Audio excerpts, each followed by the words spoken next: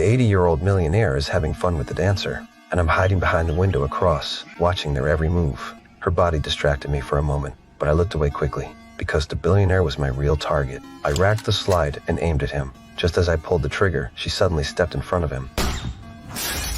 The bullet hit her. I killed the wrong person. I racked the slide and tried to aim again, but the billionaire's bodyguard pulled the curtain shut. I knew I had missed my chance. I had to get out right away. 2 shots were enough for police to track me. I broke the gun into parts and shoved them in my bag. I picked up the shells from the floor. I cleaned the scene as best I could. To hide my face, I put on a helmet and walked down the stairs. I escaped the building before the police arrived, but escape didn't mean safety. I scattered the tools and threw them away. I abandoned the motorcycle too. I threw the helmet into the sea.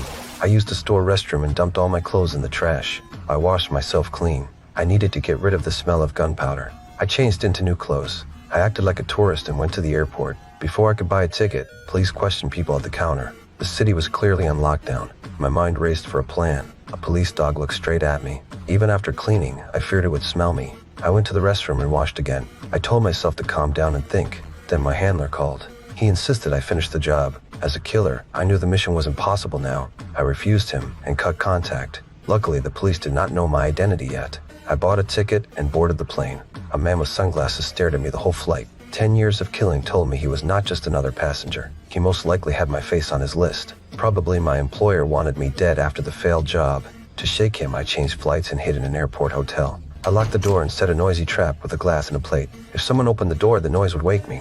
I slept on the sofa with a knife in my hand. When morning came, the tail was gone. After switching flights a few times, I went back to the house in the countryside where my wife was. I tried to swipe the gate card and found unfamiliar footprints and many cigarette butts. Someone had been here. I grabbed a loaded pistol from the car and crept around the back. The house was silent, yet my wife's favorite music still played, but her presence was nowhere to be found. I found signs of a fight and blood on the floor. A panic hit me. I rushed into the room. The makeup mirror was smashed to pieces. Blood streaked the walls.